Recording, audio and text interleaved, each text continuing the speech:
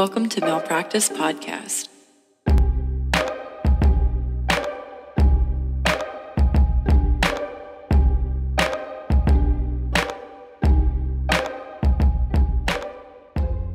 Hello, are you ready to get started? I was like counting and then you jumped in. I was like, ooh. My bad. Yes, I'm ready. Ready to be back. Ready to get started. We're ready to be back. Welcome to season 5. Oh, I'm Sydney. And I'm Jess, and this is season 5 of Malpractice we're Malpractice Podcast. Yeah. That's where you are. We live here. Thank you for joining us. I was just looking at you because I was like, it's been a while since we've done this, and it feels like we're out of touch. It feels weird, I will say. It does feel weird. But we're back and we're better. Back and better than ever. Well, I don't know if we're better, but we're back. We're back and we're the same. Yeah, correct. Did you hear that? Mm-mm. My phone Siri was like, "What's up? What do you need?" And I was like, stop it." I don't like Siri. She pops up out of Siri, nowhere. I'm never asking for you. Have never called upon you. Won't do it. Won't. Short. I can just use my fingers. We're fine. Well, I wanted to start off also with like thanking our listeners. If this is the first time you're joining us for season 5, welcome. Why are you starting something on season 5? That's bold. But welcome. Yeah. Welcome to Tangent City. We're going to talk about a lot of things, and then we're going to talk about a main topic, and then from that topic, we're going to have tangents, and you need to be okay with that. Yeah. To be fair, I feel like most people love it. We welcome, I was about to say, we welcome feedback if you love it. Right. If you don't love it, I feel like the worst piece of feedback we've ever gotten was someone who commented on something. Maybe they left us a review, which if you like us, please leave us a review. If you don't, skip it. Yeah. This guy was like, I mean, it's basically just 2 women talking for an hour. And I was like, yeah, that's a podcast. If I were to talk to that person, I would say, what do you want from a podcast? And if you don't like to listen to 2 women talking for an hour, you might want to reflect on your own sexism and misogyny. 2 women talking for an hour? How annoying. Did their husbands let them? Like, it's 2022. Anybody can have a podcast. And we do, and even did. 2 women. And did it.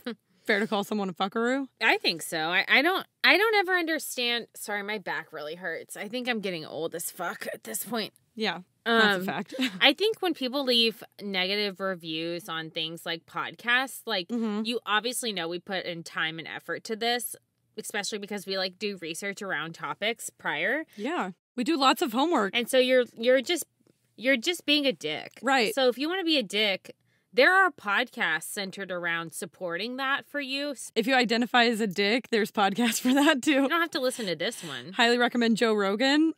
Yeah, literally. That's a podcast for people who identify as dicks. 100%. Whatever. Yeah, I stand by that. Okay, whatever. Yeah. I was about to like lighten the impact of what I just said, and then I was like, nah, fuck it. That's how I feel. Same. What else were we going to talk about?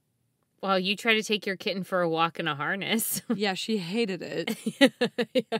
Also, so for anyone who hasn't heard the last few episodes of last season, I got a brand new kitten. She didn't get one. She rescued it because she is an angel. Thank you. Found this kitten in a gutter. I took her to the vet today, and she said, the vet goes, she's gained 3 pounds in the last month. And I was like, should I be worried about that? And she goes, no, that's just the fastest I've ever seen a kitten grow. But she's going to be a big cat. Yeah, she's a Maine Coon. It's a big cat. So we're worried that she's going to be the size of like a puma. She's like going to be the size of a dog. That's not okay. Like, she is going to be big. She's very feisty, and the vet was like, oh, she kind of has a bad attitude. And I'm like, so her 2 qualities that you've noticed so far are bad attitude and giant. And big. Yeah, great. She's bad combo. She's going to be like the Queen of Hearts. We need to give her an attitude adjustment before she gets too big for her britches. You know what I mean? She is not going to take an attitude adjustment, so you can go ahead and sit that one back down on the shelf. Erica started, like, spritzing her with water when she does something that we don't like, and she will scream at him. He spritzed her with water, and she was like, how dare you? Yeah. I was like, no, oh, she's a bad bitch. You can tell. She is. I love her. Welcome to the family. Marmalade. I see you, cat. That's my bitch. Yeah. Eric calls her Nightcrawler. He won't use her name Marmalade. He calls her Nightcrawler. Marmington. That's creepy. He needs to stop. It is creepy. Like the Jake Gyllenhaal movie. Mm-hmm. Don't love it. Stop it. Eric, stop it. Stop it. Stop it. We talked about this.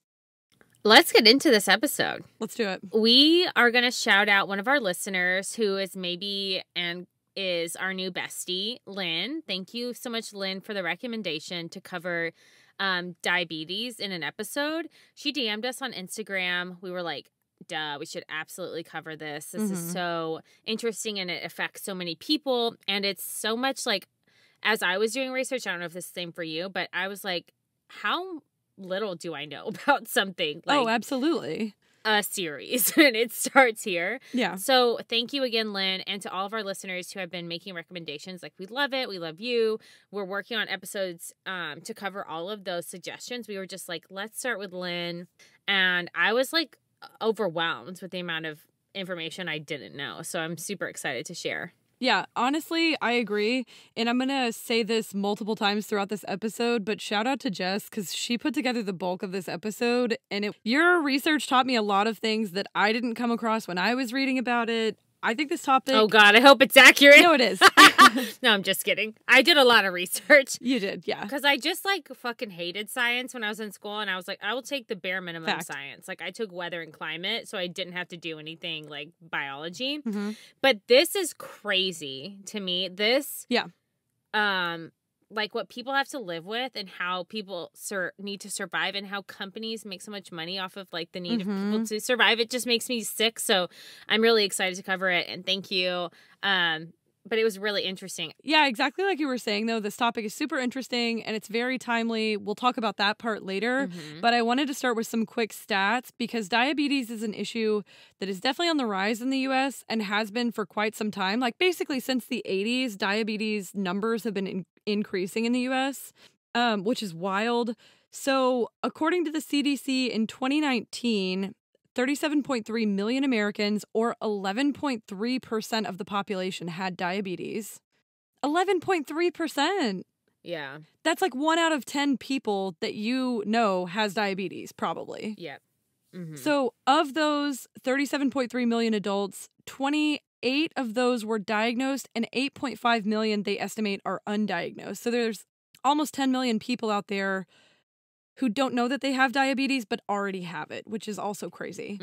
So globally in 2019, diabetes was the world's 9th leading cause of death, and it's 7th in the U.S. The World Health Organization says that diabetes is a major cause of blindness, kidney failure, heart attacks, stroke, and lower limb amputation. Per year in the U.S., diabetes is estimated to cost around $327 billion, which is also insane. That's so much money. That's fake money. Yeah, that's fake money. And it includes, that estimate includes like lost wages from people who can't work because of a diabetes-associated complication, which is also really unfortunate. So it's become a huge issue for both the people who have diabetes and for the healthcare networks that support them because it's a chronic condition. Yeah. So let's talk about how diabetes works in general. Diabetes or diabetes mellitus is essentially a chronic metabolic condition that affects how your body turns food into usable energy. So what your body uses as energy is a simple sugar called glucose. What your body does with that is called cellular respiration. So let's break that down a little. Like your body breaks down carbohydrates to make glucose. Okay. Whatever. This is not your lab. People here, i.e. me, are not going to get your science jokes. I'm like, go ahead, break it down. Some biologist out there is chuckling because that would have killed at a biology talk. Oh, well. Okay. I don't know if you know me, but this is not a biology talk. And if it was and I was there, I am being kidnapped. So you need to remove me immediately. I said, let's break this down. And Jess went, Go ahead. Please break it down. Okay. So basically you eat food, your body takes that food apart, breaks it down into a simple sugar, glucose. Then that glucose enters your bloodstream where it travels to different tissues that require it to make energy. From that glucose, your body produces an energy molecule called ATP, and then that ATP is used by the cells in your body to do the things they need to do, like a muscle cell contracting when you run or lift weights, brain cells firing an electrical signal, et cetera, et cetera. So lots of cells in your body need this, and it comes from the food that you eat in the form of glucose. Without glucose, those things are effectively impossible. So this is going to sound like really self-explanatory, but you have to eat food to keep your body functioning, which, duh. Yeah. Duh. Right. Yeah. Because of something called homeostasis, which we've definitely talked about before, your body basically wants to keep like a nice regular level of glucose in your bloodstream. So not too high, not too low. So when you eat a big meal, let's say something nice and carb heavy, like a big bowl of pasta. I know. I was like, this made me want pasta. I'm literally eating pasta after this, so. Which, side note, have you seen the movie Luca? Mm-mm. It's this like Disney movie that's about a little boy who is also like a mer person. Oh my God, I've seen that on social media. Okay, it's so cute. And they keep eating throughout the course of the movie this pesto pasta, and I swear to God, every time I saw it, it made me want pasta. Well, it's cute. Same. Though. Every time I hear about it, aka this one time, I want pasta. Pasta, absolutely. Okay, so you eat a giant bowl of pasta, lots of carbohydrates. Your body will essentially break down that excess glucose and store it as a bundle of simple sugars called glycogen. So when you have extra glucose in your system, your body wants to store it for later. Okay. And the way that your body tells itself, hey, we have extra glucose, let's store some for later, is partially through a hormone called insulin. And everybody knows insulin is basically the star of the show anytime you're talking about diabetes, right? Yeah. So it's produced by beta cells in a specialized area of your pancreas called islets, which means like tiny islands, which are actually endocrine cells. So after that big bowl of pasta, the beta cells will sense the increase in your blood sugar, and then they secrete insulin into your blood. When the insulin reaches your blood, that tells the cells in your body to take up and store some of that glucose. That process lowers your blood sugar, so your liver takes that glucose, stores it as glycogen. And then pancreatic islets also have alpha cells, which use a hormone called glucagon to do the exact opposite as insulin. So let's say you haven't eaten in a long time, your blood sugar is low. They tell your liver, release that stored glucose, which raises your blood sugar. So these two things act in opposition to basically keep everything nice and balanced. Yeah. Which is ideal. Yeah. And then when insulin can't do its job for one reason or another, which we'll talk about, you end up with diabetes. And one of the side effects of that is hyperglycemia, which is too much basically sugar in your blood, which can cause some very serious health complications. So thanks for the science. Hope that helped. Sydney, the scientist. That was super helpful for me and people like me who don't know shit. So there are actually several types of diabetes, including ones that lots of people recognize, like type 1 and type 2. Mm-hmm. These two may seem similar because they name them so similarly. Right. Super creative names. Yeah. And to people like who aren't living with them or who don't love someone living with the condition, you might just not know the difference at all. You might just be like, it's diabetes, but it's not. Yeah. They are like different. Although diabetes is common in the U.S., only 5 to 10% of those cases are actually type 1.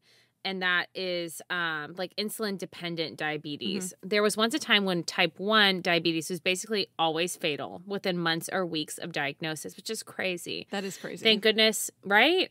Yeah. Thank goodness for medical treatment development, because type 1 diabetes is the most common chronic metabolic disorder for children.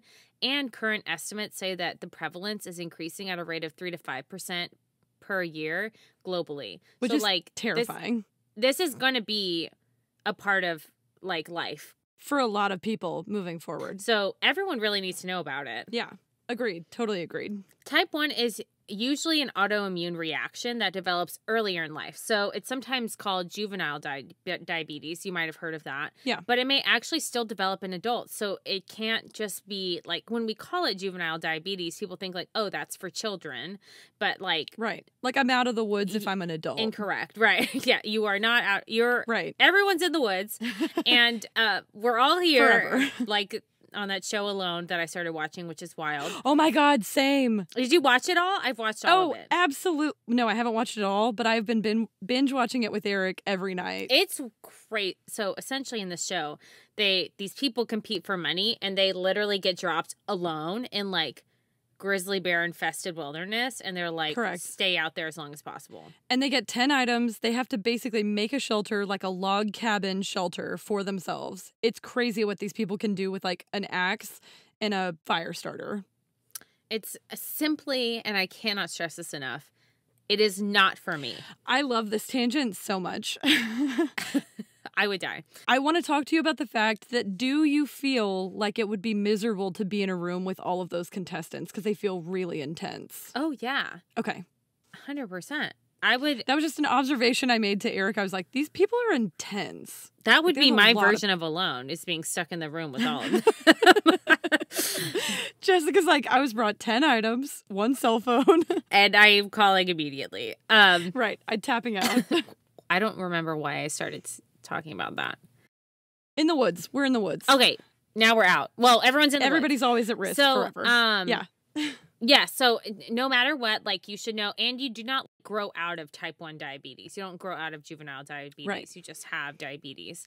Okay, type 1 is an autoimmune reaction. That means the body's immune system mistakes its own healthy cells for foreign invaders. So they're like on the attack. Mm-hmm. The immune system then essentially attacks and destroys the insulin producing beta cells in the pancreas, which means that the body then doesn't have what it needs insulin wise, which is like really terrible. So researchers have wondered for a long time why the immune system sometimes develops this condition, sometimes it doesn't. It is thought to have to do with genetic predisposition or being exposed to viruses at certain stages, but like truly they're not sure. Yeah. And that's the whole virus thing is very, very interesting, and it's still an ongoing topic of scientific research. Like when I was looking for literature on this topic, there are probably 10 papers that have been published this year about this viral link, and they're super interesting.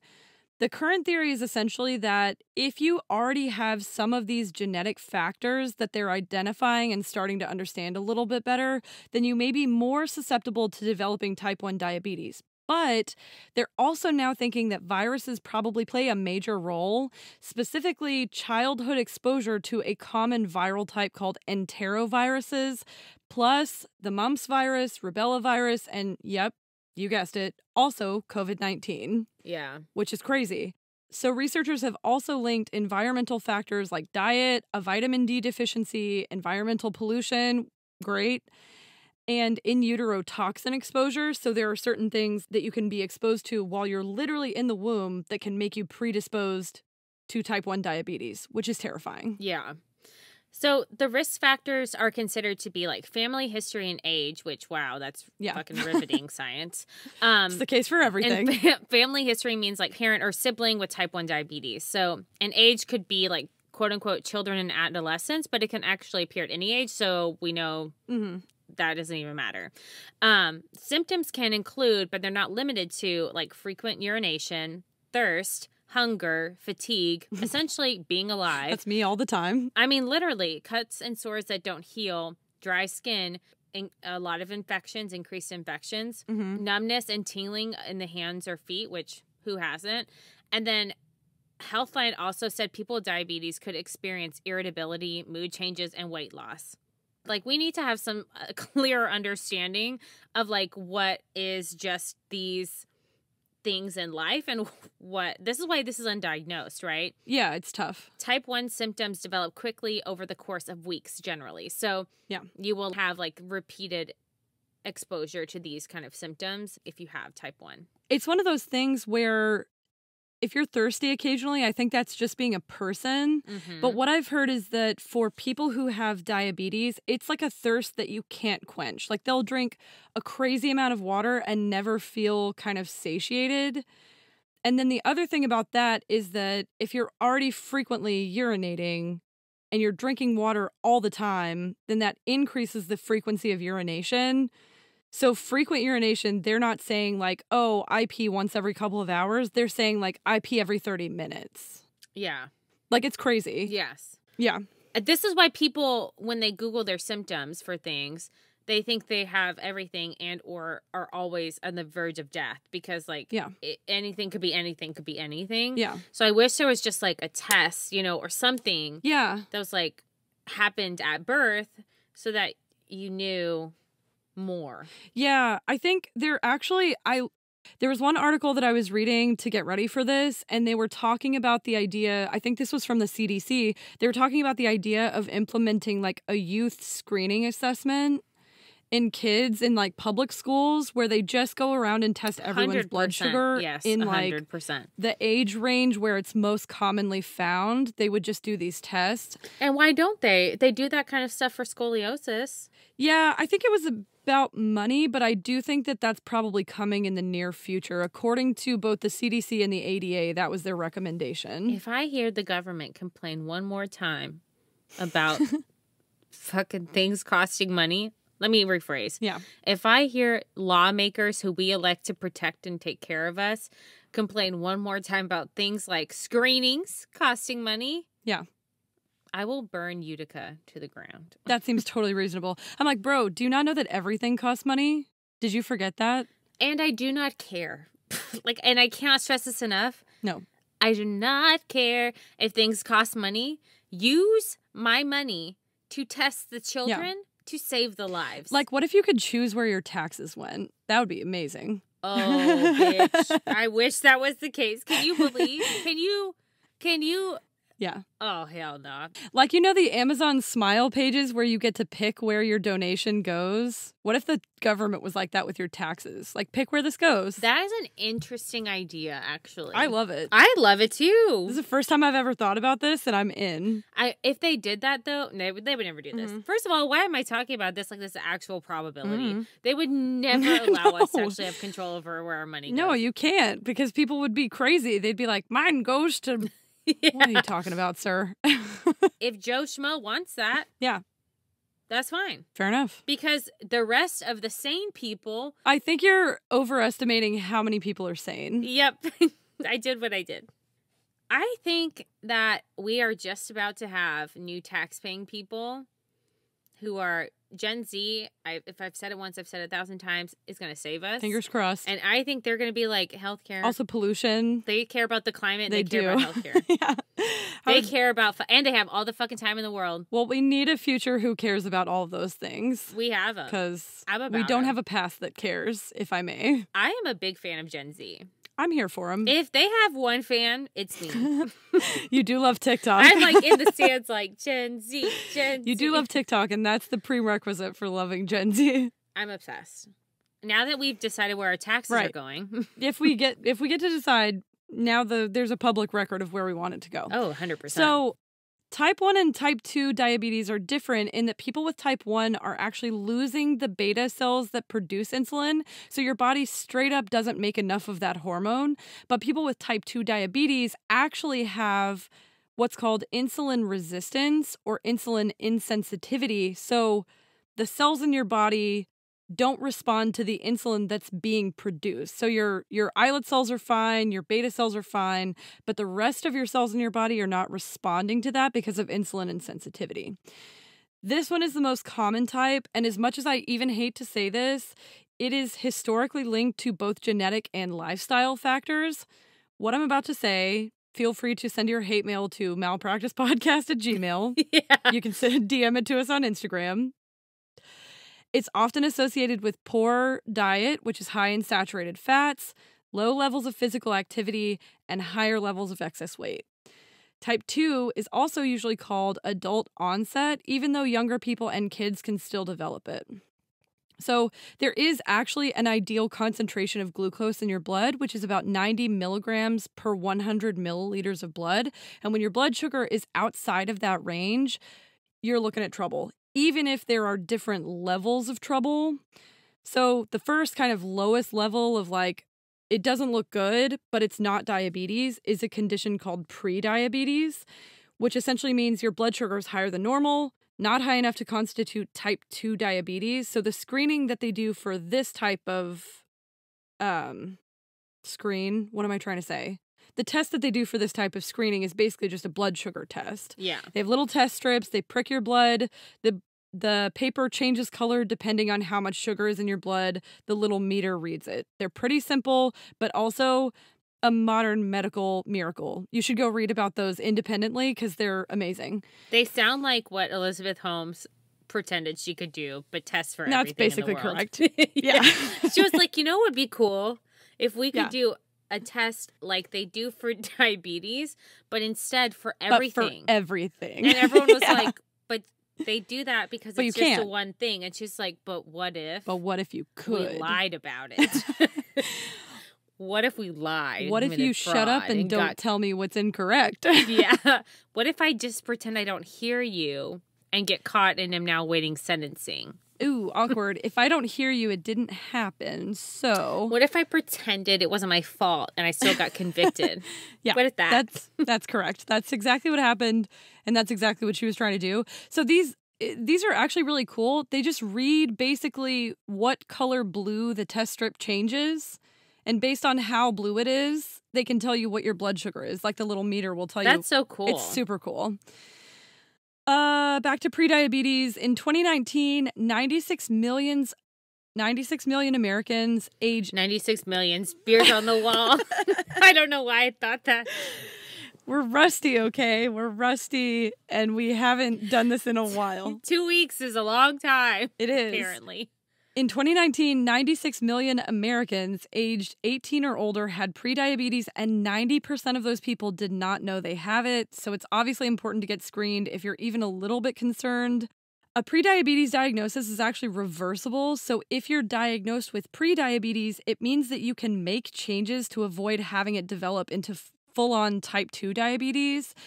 And the doctor's recommendations will usually include changing your diet, adding exercise at least 3 times a week to your routine. And they sometimes call this like a lifestyle intervention. And they've actually found that lifestyle interventions are much, much, much more successful at reversing the prediabetes diagnosis than medication. Oh, wow. Which is cool. Yeah. There's also separately a condition called gestational diabetes, which occurs in about 2 to 10% of all pregnancies. And that often improves or completely disappears after you give birth. But there's some weird risk factors, like if you're giving birth over the age of 25, which is like everyone now. And if you have a baby over 9 pounds, you're at an increased risk, which is weird. Jesus Christ. I'm nervous for no reason, but I'm nervous. Well, yeah, it's like if you had a baby over 9 pounds, like, didn't you already go through enough? If you had a baby at all. You birthed a human being that weighed 9 pounds. If I birth a human being that weighs 6 pounds, I'm still going to be like, woof. Yeah. That's a woofing 9 pounds moment. is like... 9 pounds is, I will say. That's a big-ass baby. I can't stress this enough. I don't know. But 9 sounds huge. 9 does sound like a lot. So yeah. Don't love that for anyone. Except the babies are probably super cute because fat babies are cute. Yeah, and they probably love it. So if you're looking for like cures and treatments, there's no cure for type 1 diabetes. So turn up. Blood sugar levels must be checked constantly. And with most types of diabetes, it's like all about blood sugar management. So keeping those levels within a normal, healthy range. Mm-hmm. Some people will have injections in their stomach, arm, or like butt several times a day, while others use insulin pumps, which provide a steady supply of insulin to the body through a small tube. So those are ways to like manage it, but you're not like curing it. Yeah. There are also like oral medications that can help people manage their condition, especially for people with type 2 diabetes. There's one in particular called metformin. Mm-hmm. Did I say that right? Yeah, metformin. Right. Yeah. Oh, okay. This is kind of considered like a first-line treatment, but living with diabetes is a constant balance. So certain carbs can cause blood sugar levels to increase for people with type 1 diabetes, and you have to know how much insulin to take to balance that. That is wild to me that people are constantly, and I saw this when I was doing research, I literally came across this TikTok. It was like linked to an article, and this girl was like, putting out loud what she thinks in her brain before she eats with her friends. Yeah. And she's like, can I get this? Like, I don't think so. I just ate there. How much should I take? Like, she's literally calculating in her brain while she's at lunch. She's like, never mind. I won't get the chicken. I'll get a salad. Like, that's her every day. Yeah. Because that's what it's all about. It's all about management and balancing and you have to be really careful about what you eat, how much insulin you take. Yeah. It's tough. honestly, hats off to people who live with, like, really any kind of chronic condition that they have to manage this way. Because it's hard. So you might be thinking, like me and Sydney, and be like, how do we know about diabetes? Yeah. How do we find out about it? Well, we Googled it, so we know. We wrote a book report about it, and we're here to tell you. Yes, we really did. Over 3,000 years ago, an ancient community mentioned a condition that sounds a lot like type 1 diabetes. What community do you think you was? Blah, blah, blah, blah, blah. What community do you think you was? What community do you think it was? If you're thinking the Egyptians, you are always correct. They are the original. They're always making an appearance in these episodes. They're like always the first one to know about a thing. Good for them. They're the smartest. Good for you, Egyptians. Yeah. So they wrote about it and their papyrus scrolls. Yeah. There's excessive urination, excessive thirst, and there's weight loss in this condition. The writers recommended a diet of whole grains to reduce the symptoms, and they weren't the only ones. So in ancient India, people discovered that they could use ants to test for diabetes by presenting urine to them. If the ants came up to the urine, they said it was a sign that it contained high sugar levels. They called the condition, oh God, Madhuminga? Yeah. Which means honey urine. Yeah. People were figuring this out, like, well before. Yeah. Also, the ant test sounds a lot better than the one that doctors would end up using later, which was essentially for a doctor or more likely some poor medical student / apprentice.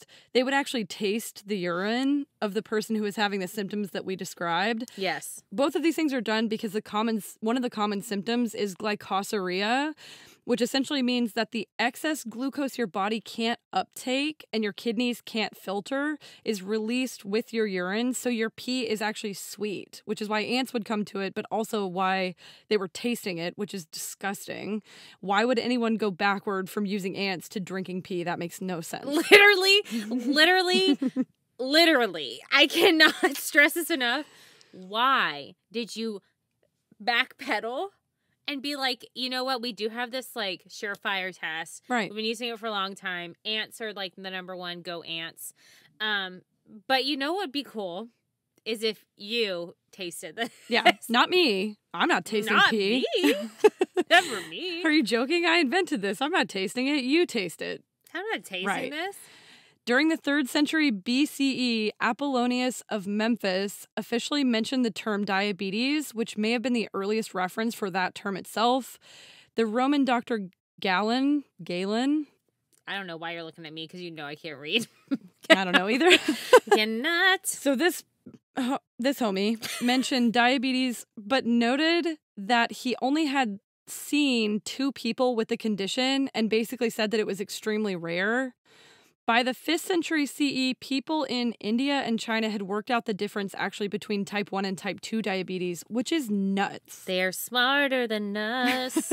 Than everyone. They're smarter than me. Right. I would have been like, I'm literally here just trying not to have anyone make me drink pee is what I'm doing. Period. And if we've said this once, we've said it 1,000 times, we would not survive. No. I won't allow it. It's not for me. So people in the Middle Ages believed that diabetes was a disease of the kidneys, but then an English doctor in the late 18th century found that it occurred in people that had experienced an injury to the pancreas. Which, how? I don't know how, but, like, shout out to you, I suppose. Yeah. In 1776, New York City. Just kidding. No, but really, in that time and in that place. Yeah. Matthew Dobson, no. Yeah. Yeah, that's his name. I don't know why I didn't trust myself. This is how confirmed that the urine of people with diabetes could have a sweet taste. Okay, you're not confirming anything we already knew. We already knew. Well, I guess we knew. Maybe they didn't know at that time. No, they knew. 1776. Like, also, aren't there other things happening in New York City in 1776, sir? Yeah. But, okay. And he, like, why are you so fixated on the sweet taste? Everybody's like, it tastes sweet. Why are you drinking pee? You have a fetish. What if it wasn't sweet and you were wrong and you were just like, that tastes like pee? Yeah, that would be. I have questions. Okay, we know what that experiment was. People tasted it. In the journal that called Medical Observations and Inquiries, which, great name, That's literally my entire life. He measured the glucose in urine and found that it was high in people who had diabetes. Again, you're not finding anything. People already knew that. Right. He then noted that diabetes could be fatal or chronic and essentially further clarified that there's a difference between type 1 and type 2. We are always stealing other people's stuff. Yeah. But I also wonder how much of it was like they didn't have access to information about what other people had already done, maybe. But then how did you also come to the conclusion that there's type 1 and type 2? Mm-hmm. How did two people come about that conclusion independently and name it the same thing? Wrong. They certainly did not. With zero research, I can guarantee. It's impossible. Guarantee. Me. Okay, by the early 19th century, there were no stats on how common diabetes was. There was no treatment to speak of any effectiveness, and people usually died within weeks, months of first showing symptoms. So it was like pretty intense. Yeah. But there were like people, communities who would like try and recommend like ways of living when you were diagnosed. So the Greeks actually recommended treating diabetes with exercise on horseback if possible. Okay. They're like, that's the way. Sounds good. They believed that would decrease the need for excessive urination if you were on horseback. Well, yeah, because you can't. Right. Like, where are you going to pee if you're on a horse? On the horse, maybe. Oh, my God. Just like peeing on it. I don't know. Feels like you'd want to hold it. Other treatments in Greece were non-irritating milk and carb diet, like milk with rice. Ugh. That sounds disgusting, but it was like intended to thicken the blood and supply salts.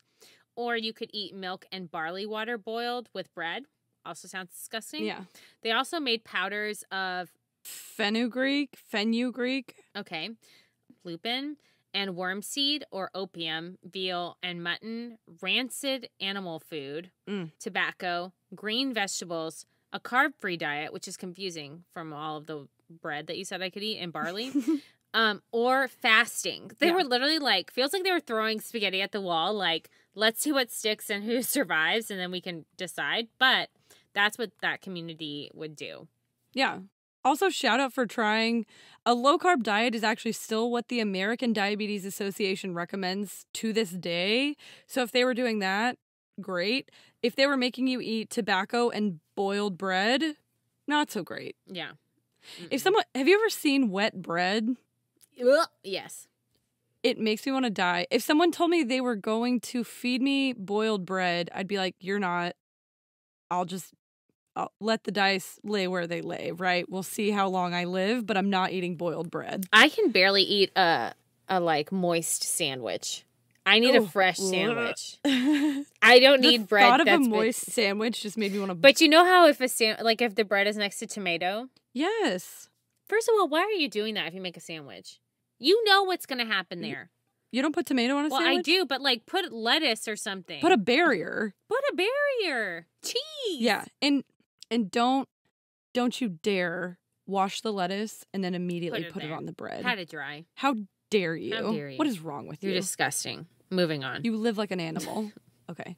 Wait, can I tell you one sandwich story really quickly? Sure. Okay. The other day, I told Eric I wasn't feeling well. I said, hey, can you make me a tuna sandwich? Do you know what this man did? I'm scared. What did he do? He opened a can of tuna. Mm-hmm. He took out a slice of white bread, and he dumped the tuna like this out on top of the white bread, and then he handed it to me, and he's like, here's your tuna sandwich. And I said, what is... Eric, what is wrong with you? Explain my face. I have like a furrowed eyebrow. What is wrong with you? I was like, you're not going to put anything in it? And he was like, what would you put in it? I don't know. Mayonnaise, avocado, celery, sometimes a little bit of horseradish if I'm feeling spicy. Some onion. Sriracha. That's sriracha. What I do. I love sriracha. Have you tried it with avocado? Cut up a cucumber in I love a cucumber. Crunch. Yeah. Mm-hmm. You got to have some crunch. Anyway, I don't know what's wrong with my husband. I don't know. Eric. But someone taught him to make a tuna sandwich by just dumping tuna out on bread. And I think he was... Well, I can guarantee one thing. If I can guarantee anything at all, no one taught him that. That was just him. That's him foraging like a wild animal. Okay. And he doesn't need to do that. That's my wet sandwich story that I'm so over. Eric. Okay. I love the way you say it when you're mad at him. Eric. You got to grit the teeth. Ladies, men love when you grit your teeth when you yell at them. Wouldn't know. What would Michelle do if you gritted your teeth at her like that? She'd be like, I don't know who you're talking to. I really couldn't tell you who you're talking to. Use your inside voice. Okay. In 1889, Joseph von Mering and Oscar Minkowski discovered that if you remove the pancreas from dogs, then they would develop diabetes and almost immediately die. Who is approving these experiments? What the fuck? Like, no, that's a fair question. That is that animal cruelty. What was 1889? So there was like no approval process, I'm pretty sure. Joe and Oscar. But disrespectful. Thank you for covering for me while I was finding my place. I'm so mad about that. When I saw that, I was like, bitch. Also, how many times did you have to remove the pancreas and watch them die before you like made the conclusion that it was cause and effect? Also, it's like if you remove most organs, then they die. And right? Also, I'm curious as to what did a dog ever do? Yeah, someone was bitten by a dog when they were a child and have some leftover trauma. Yep. But that discovery was huge. It led people to the understanding that the pancreas is vital in regulating blood sugar levels, allegedly. In 1915, right before they discovered insulin, diabetes specialists would recommend an extreme low-calorie diet and prolonged fasting to minimize symptoms, essentially starvation, which will work for diabetes, but will also cause lots of other problems, I'm sure. Death. Yeah. Back to using dogs. Diabetic dogs, yes, actual diabetic dogs, had experimental tests done on them that laid the basis for work that would turn into the first successful treatment with a human with type 1 diabetes in 1922. Also, side note, when they did these experiments, the dog that they used was named Marjorie, and she just, like, they used her because she just happened to be diabetic. Marjorie. So she was the pet of these two scientists, and she had diabetes, and they were like... Shout out to Marge. Thanks, Marge. So dogs actually closely align with diabetic science, and they, as we know now, like eventually dogs will become diabetic alert animals that recognize low blood sugar or high blood sugar and alert the owner before an emergency. So shout out to dogs. Which is amazing. So by the 1920s, they had pinpointed clusters of cells in the pancreas that produce insulin, and they noticed that these cells were destroyed in type 1 diabetes. Mm-hmm. In October of 1920, Frederick Banting read an article that said insulin-producing cells in the pancreas are slower to deteriorate than other pancreas tissue. He then realizes, light bulb, that this may allow for the removal of insulin by breaking down the pancreas in a way that would leave the cells that produce insulin intact. So he and his assistant, Charles Best, continued working on this research. They're basically like, oh my God, this could be a thing. Mm-hmm. They used this dark brown mud-like substance that others had doubted to keep a dog with severe diabetes alive for 70 days. Marjorie. Yep. So only stopping when the insulin ran out. So suddenly people were interested. So before they were like, this is the stuff that could keep people with diabetes alive. And everyone was like, shut the fuck up. Right. That is dirt. Like, what? Get out of here with your crazy brain. First of all, and gross. They're like, no, we're going to do it. Yeah. Yeah, literally.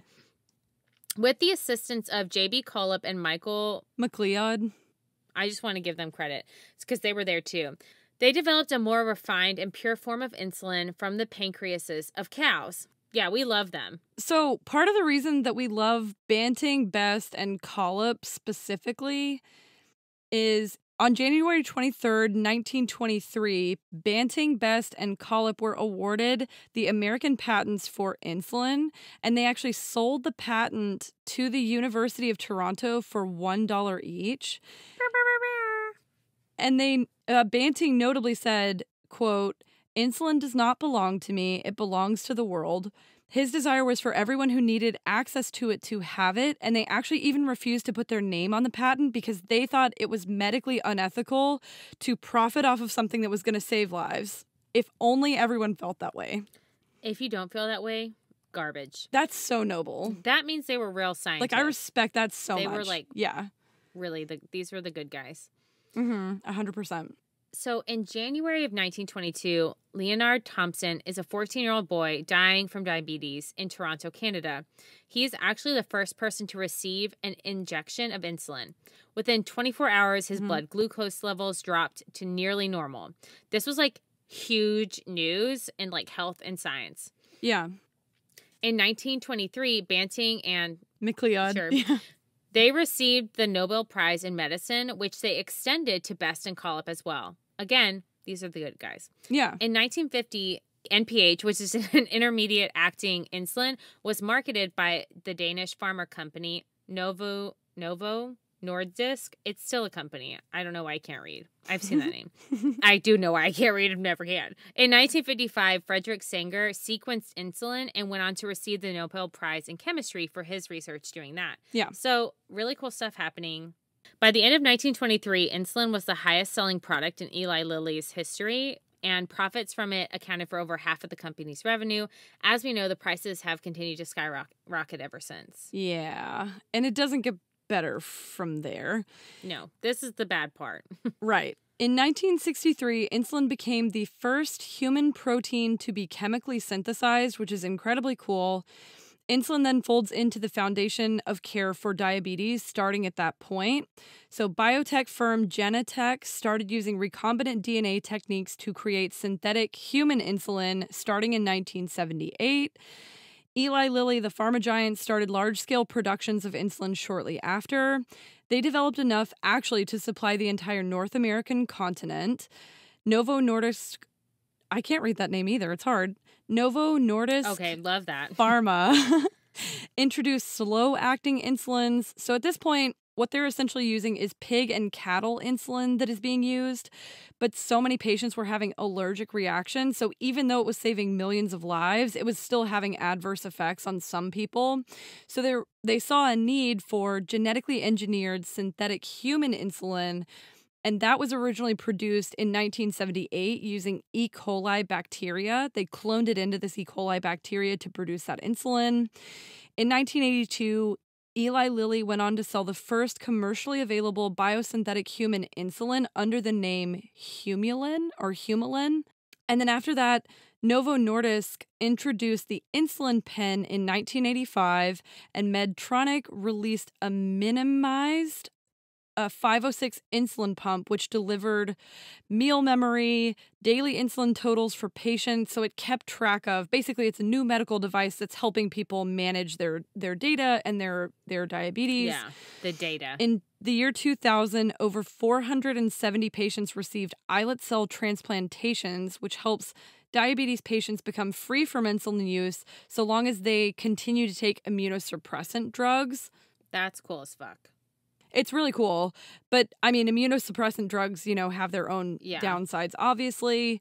In 2013, the University of Cambridge developed an artificial pancreas that put the tech of an insulin pump with a glucose monitor, which is essentially what your pancreas does when it's functioning correctly. Mm-hmm. In 2015, Dr. Edward Damiano introduced iLet, which is spelled I-let, which is cute, which is a bionic pancreas that delivers insulin and glucagon every 5 minutes as required. So again, it's doing that, sensing the blood glucose levels and then delivering insulin or glucagon as required, which is also really cool. Very cool. So as we know now, insulin is still incredibly important to treat and make manageable type 1 diabetes. What we may forget is that it's medicine and that people have to pay for it, like paying to stay alive, right? Which is disgusting. But we're not going to get into that. I mean, we are kind of going to get into it. We're going to touch it. We're not going to we're not going to swim in it like I want to swim in it, because I'm definitely just going to say a lot of problematic stuff if we swim in it. We're going to put on like rain boots. Yeah. And we're going to walk out a little way into the water. We're not going to swim in it. We're going to splash some puddles. Yeah. Over 7 million patients in the U.S. require some form of insulin. me. Over 7 million patients in the U.S. require some form of insulin. That is a lot. Yeah. A major issue here is that the rising price of this necessity is like catastrophic to some people. In the past decade, the cost of insulin has tripled with out-of-pocket costs doubling. 1 in 4 patients say that they have had to ration their insulin because they cannot afford it. Yeah, which is really dangerous. It's terrible. On July 24th, 2020, the only positive thing you will ever hear me say, Donald Trump signed an executive order that included language that was aimed at actually lowering insulin and other drug prices for Americans. So, surprisingly and tentatively, good job. Maybe. However, I'm skeptical. Yeah, I'm confused, but thanks. Maybe, yeah. The Biden administration rescinded this for the following reasons. So Donald Trump said, we're doing this. Biden was like, no, we're not. Right. It created high administrative costs for impacted health centers. It impacted health centers had difficulty maintaining the new rules to determine patient eligibility for receiving medications at lower prices. The new rules led to a decrease in staff available to help with critical and emergency services. And then COVID-19 added additional stress to these impacted health centers. So basically, it was too much. Yeah. Yeah. So maybe it was a good idea, it just wasn't feasible at the time. Because it was an executive order and not legislation. And I think that's the real issue, is that if it was legislated, there would be a process and a time and like it'd be implemented, but it was just an executive order and it was like also like other people would have weighed in on it, right? So then on March 1st, 2022, in the State of the Union address, President Joe Biden discussed capping insulin prices at $35 a month, which would be amazing. And some states have actually already done this. I read a Vox article about how Colorado actually has already gone ahead locally and capped their insulin costs. So it is possible. On average, medical costs related to diabetes can reach over $9,500 a year, which honestly is on the low end of some of these cases I saw. And that is completely unmanageable for many patients. Mm-hmm. Insulin prices can vary wildly depending on a lot of things, whether the person has insurance, what kind of plan they have, coverage and deductibles outlined, how much and what type of medication that person needs. An example could be if there's a patient who needs 2 vials of insulin per month or 1 or 2 packs of insulin pens, which is about an average amount. Just so you know what this would cost someone, each pen pack is about 1.5 vials, and the price for a vial in March of 2022 ranged from $50 to over $1,000, and a pack of pens ranged from between $45 to $600. So it can get very expensive very quickly. Like the way I thought about that was this was an additional monthly bill. Yeah. That's how you would have to think of it. Let's just say worst case scenario, like 2 people in your 4-person household. Because it's also possibly there are genetic linkages. So if you have diabetes, then it's more likely that you will have a child with diabetes. Right. So the ADA, the American Diabetes Association, is promoting insulin access and affordability. And they're basically a working group that promotes these things. Diabetes, being a pre-existing condition, should be covered by most insurance plans, plural. However, insured patients often pay a copay or a percentage of the price, the copay could be between $30 and $50. In high deductible plans, patients would have to pay the list price for their insulin until their deductible is met, which could still be thousands of dollars. My personal deductible, I think, is like $3,000. So you could still pay that much on the year, which is unmanageable for a lot of people. Correct. And sometimes, especially with many clinics not having certified diabetes care and education specialists, social workers, or care coordinators, it can be really, really difficult to find the help that you need understanding this system. Right. But at the end of the day, it's like a medical system and it's a bureaucratic system. Yeah. And like that intersection is pure chaos. Right, because it's complicated and you have to find people who are willing to help you, which is hard to do. I will say many insulin makers created programs in response to COVID-19. As of March 2022, these programs were still in effect. In April of 2020, Novo Nordisk began offering a free 90-day supply of insulin to patients who had lost their health insurance during the pandemic, which is great. In May 2020, Sanofi began offering a temporary access program to patients experiencing financial hardship who would qualify for a 30-day supply of that medication. And then in April of 2020, Eli Lilly launched its Insulin Value Program, which offered a $35 copay card for individuals without insurance. But the problem that I have is that the way that we're doing it now, you're essentially relying on gigantic pharma companies to be the ones to give these breaks. No one is capping it. Right. No one is capping it, and no one is ensuring that these costs don't balloon, and they have, and people are actually suffering. And they will again. Right. Yeah. So Why is insulin so fucking expensive in the U.S.? Great question. That was my next question. Then I Googled it. So those companies, Novo, I'm just going to simplify this for my own self. Novo, Sanofi, and Eli Lilly essentially control the market. Yeah. They supply almost 100% of the U.S. insulin supply. That is crazy. Mm-hmm. You may be thinking, oh, but there are generic, cheaper options. And to that I say, yes, maybe. But the FDA treats insulin as a drug and a biosimilar, which has a specific approved pathway. Pharmacists may be allowed to automatically sub a generic version of drugs, but they can't do that for biosimilars. Yeah. This allows for those few companies to really control the entire thing because they cannot sub for anything cheaper because the pathway, they haven't gone through the pathway because insulin is considered both of those things. Yeah. This allows for so few companies to really control the entire, like to monopolize the market. The FDA approved a long-acting biosimilar insulin called Semglee in July of 2021. However, patients and physicians must specifically request that because of the lack of automatic substitution. And if they don't, then they can't have access to that, which means they're just going to plug and play those three like main companies. Right. Which also means that going in, you have to know how expensive insulin is going to be for you and tell your doctor that you need them to recommend a biosimilar product. And I just want to say, like, insulin has become the kind of poster child for pharmaceutical price gouging, but this is not the only thing that this happens 100%. with. Insulin is just the one that's like most out in the open and that lots of people are talking about. And I also want to say, I feel like Banting and Best, when they sold these patents, and Collip, don't leave him out, when they sold these patents for $1 each, I feel like they would be rolling in their graves if they saw where we are now. Yes. Because they very clearly made this with the mindset of, I want to help people.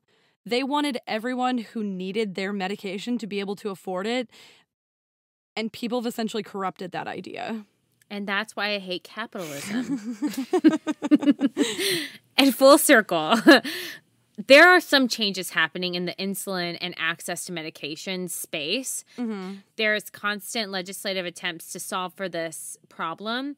Most recently, yesterday, the 7th of August, Republican senators voted down a cap for the price of insulin in the private market. It was included in a sweeping climate and economic package. That attempt was to cap insulin at $35, but it failed. It needed 60 to pass, and it only had 57 people. So I say it's slow and aggressive and ugly, but obviously change is coming. And the pharmaceutical companies have the leverage, right? Because people will just die without this. So yeah, they definitely have the leverage. When we're able to, we have to like start holding them responsible. We have to vote with the intent to make changes like this happen. And I think it's coming. 100%. So, huge shout out to Jess again for basically putting this entire episode together. Shout out to our listener Lynn for recommending this. I absolutely loved the work that we did to put this book report together. I thought this was such an interesting topic, and that's what we know about that. Nice. Thanks for listening. If you want to be like Lynn and send us a recommendation, send it to our social medias, email us at malpracticepodcast@gmail.com. Yeah, season 5. Wow. Season 5, staying alive. Yeah. Thanks for listening. Thanks for being patient while we took a little bit of time off, and we'll see you. Well, we won't see you. I guess we'll see your ear holes next week. And don't forget, now practice makes perfect. Bye. Bye.